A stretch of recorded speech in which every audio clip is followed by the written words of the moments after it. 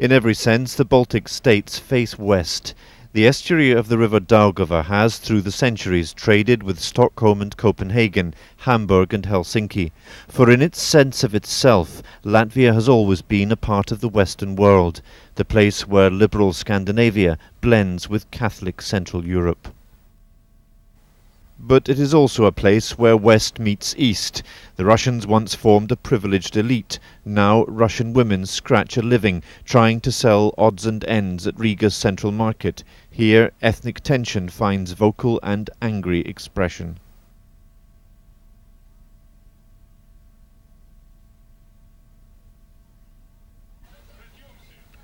Russians are a majority in Riga. Latvians see them as colonizers, finally getting their comeuppance.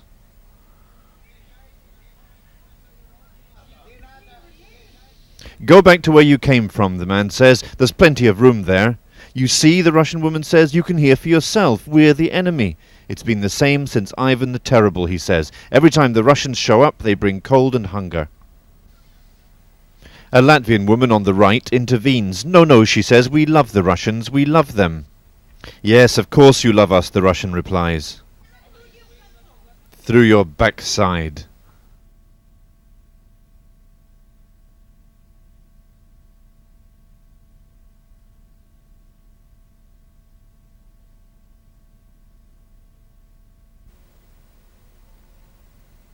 Russians have been here for centuries.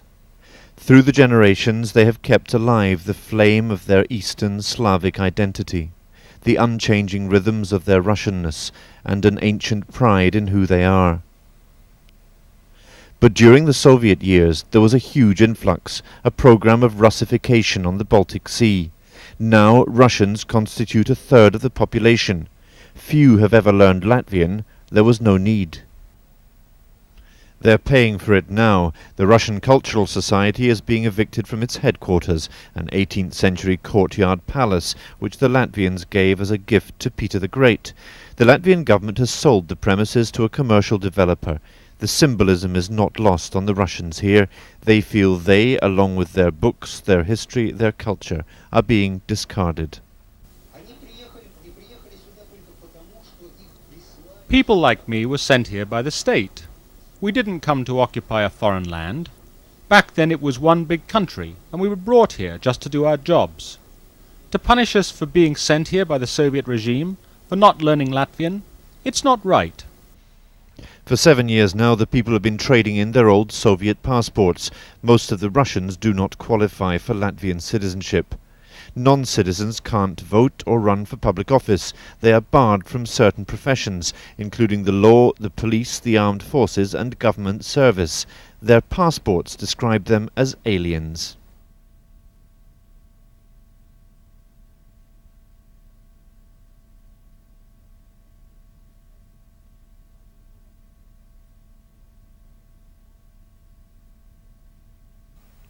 Each year a small proportion of non-citizens are allowed to apply to become citizens, but very few of them do apply.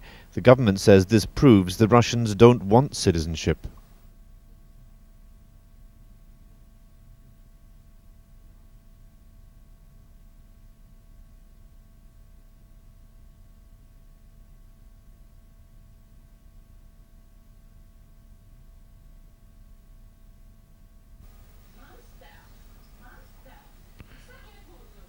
That's not how it feels here. These women are school teachers. After work they attend this Latvian language class. In September they will sit a Latvian exam. Even though all their pupils are Russian, not Latvian speaking, they've been told that if they fail it, they'll be sacked. That feels like discrimination. Ludmila teaches English.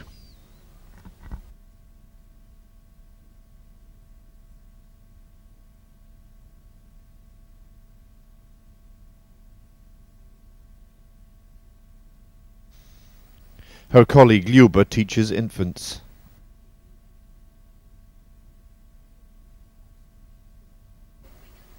I'm in a constant state of tension. Every day I panic when I forget a word in Latvian. My family takes one look at their mad mother and says, "Mum, if you are that worked up, stay indoors or spend your day at the market selling socks that you've knitted." Their teacher, Nina Labada, is also their boss, the school head.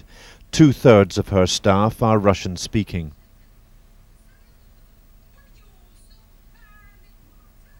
She coaches them through the unfamiliar cadences, taking these classes unpaid in her spare time because she doesn't want to lose good teachers. I'm faced with a real dilemma. By law, I will be obliged to sack them. But I must decide whether to break the law and keep a good teacher who can't speak Latvian, or to find a bad teacher who can. I don't know what I'm going to do. And then suddenly their mood shifts from a brave, anxious hope to despair. Vera is a biology teacher. My mother died suddenly outside Latvia.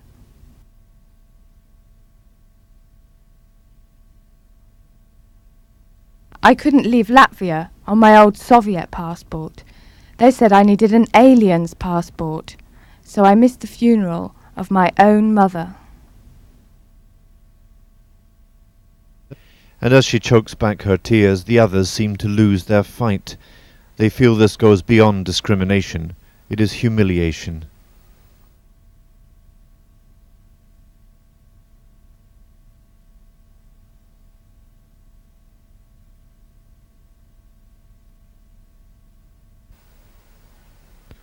There is a quiet, steely triumphalism in Latvia's exultant embrace of independence. There is a self-righteousness in the air. Beneath these harmonies ring the clear strains of ethnic supremacy.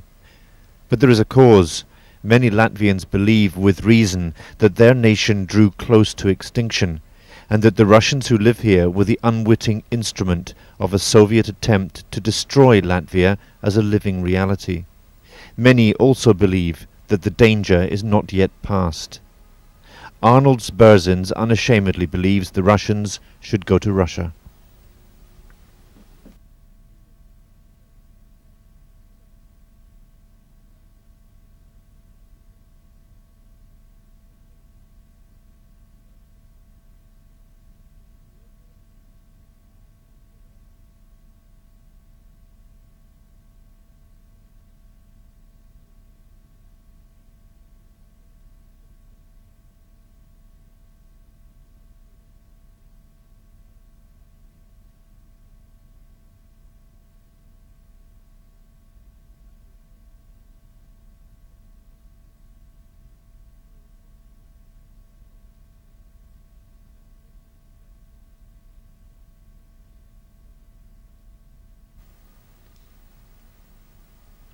Latvian memories are raw and clear. In 1939, the Molotov-Ribbentrop Pact between Germany and the Soviet Union handed Latvia on a plate to the Red Army.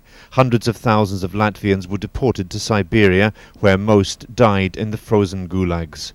When the Germans attacked in 1941, they were welcomed in Riga as liberators. 140,000 Latvians joined the Latvian Legion of Hitler's SS. SS veterans are free again to commemorate their fight. Where else in Europe is it respectable to hold so openly an allegiance so unreconstructed? Nikolais Romanovskis and Ostris Ozols are both SS veterans. They spent a year in Stalin's labor camps in the East. They wear their Russophobia on their sleeves. 700,000 Russians are living here illegally. They came under Russian occupation. Under the Geneva Convention, when the occupation is over, they should leave. They are a Trojan horse which Russia is already using. If they stay here, the Latvian nation will gradually die out. We can't accept this. Latvia wants to join the European Union. Its citizenship law falls short of EU standards. The President of the European Parliament told me Latvia would have to change.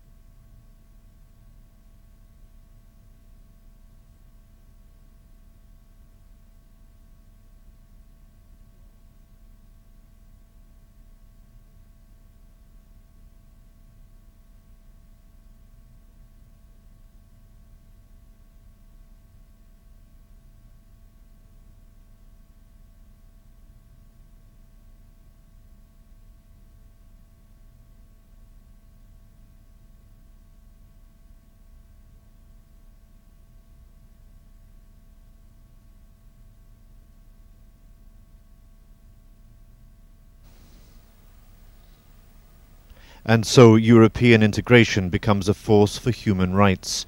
Latvia, if it wants to bring its Baltic shores home to the West, knows that it cannot remain a place in which the oppressed, when liberated, in turn oppress.